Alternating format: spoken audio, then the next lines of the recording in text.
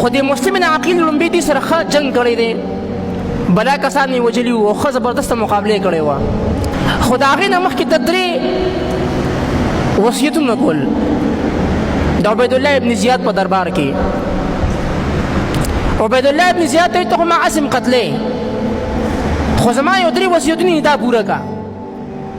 او په دغه دربار کې د ده یو رشته دار عمر بن سعید ولاړو. نو عبیدالله ابن زیاد دی دغه ته ووي عمر ابن سعید ته چې د ده دا وصیتونه ووره چې دې څه وي تا ته. 3 وصیتونه یې ورته وکړل. یو دا په ما باندې 200 درهمه قرض دی، دا به ادا کې په کوفه کې. دویم دا چې حضرت حسین کوفې ته را روان دی، یو قاصد ولېږه چې هغه منې کړي چې هغه کوفې ته نه راځي. او دریم دا چې زما لاش دا به دفن کې چې کله زه شهید کړی شم. نو د عمر ابن سعد چې کوم دی دا 3 والا خبرې دا یې د عبیدالله ابن زیاد ته وکړې.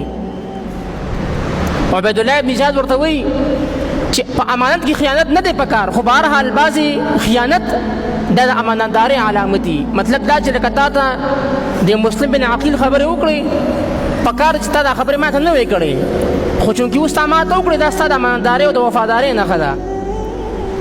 لومبې دا چې د مسلم بن عقیل کوم قرض دی دا که ته ادا کوې او که نه ادا کوې ستا خپله خوښه ده. دویم دا د قاصد خبره ده چې حسین پسې قاصد ولېږي رضی الله عنه پسې چې هغه د کوفې ته نه راځي.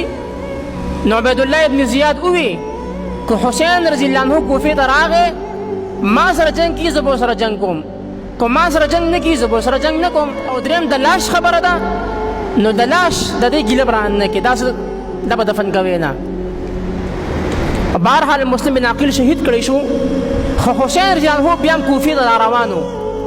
د مسلم بن عقیل د شهادت پته هم ورته ولګېد.